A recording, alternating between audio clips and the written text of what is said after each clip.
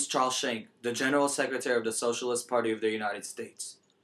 My group is known to be one of the most organized political groups known to be against the First World War. Now, if those people think that they can go out and declare war on other countries and expect us, the poor, to fight their own battles, well, they're sadly mistaken.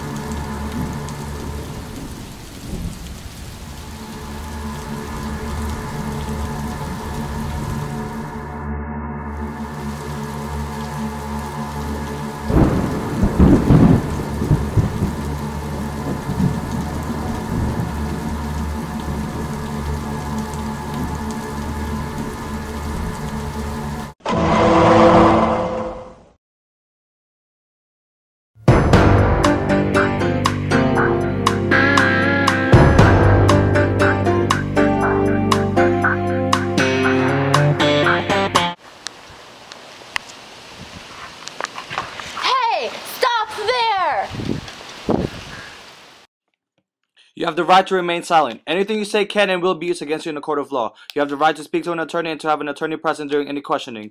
If you can't afford a lawyer, one will be provided for you at a government expense.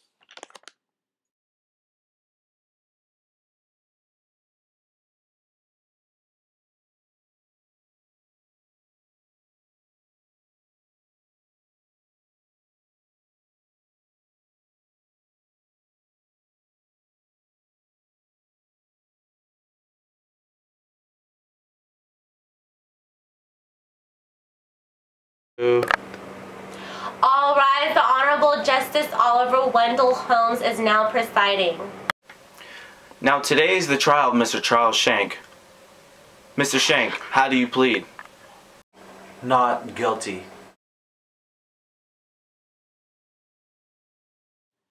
Your Honor, my client, Mr. Schenck, was practicing his free speech.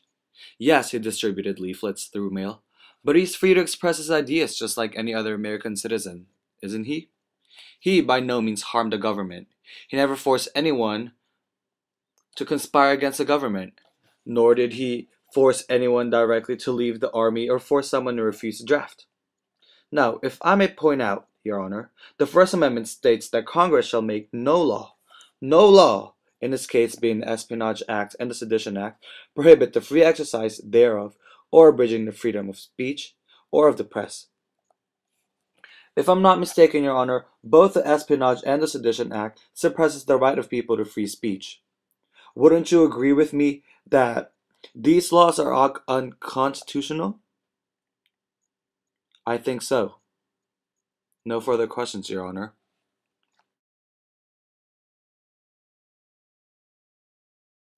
Your Honor, Mr. Charles Schenck is in clear violation of two established laws of our land. First is the Espionage Act, which sets strict penalties for those who speak or produce false statements against the government with intent to interfere with the war effort. The second is the Sedition Act, which prohibits the utterance, writing, or the publishing of anything against the U.S. government. Mr. Schenck's decision to send out anti-war leaflets clearly states that he violated the law. Mr. Schenck's disagreement against the U.S. war efforts fuels him to do anything in his power to persuade people onto his side. This man proves himself to be a clear and present danger to the U.S. government's enlistment process and the strengthening of our military. He therefore needs to be punished and face the consequences of his reckless behavior.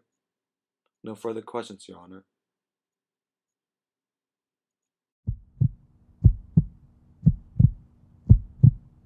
After careful deliberation, we the jury, in a 9-0 vote, unanimously agree that Mr. Charles Schenck was in clear violation of the Espionage and the Sedition Act. Therefore, we hereby uphold Mr. Schenck's sentence of 30 years in prison.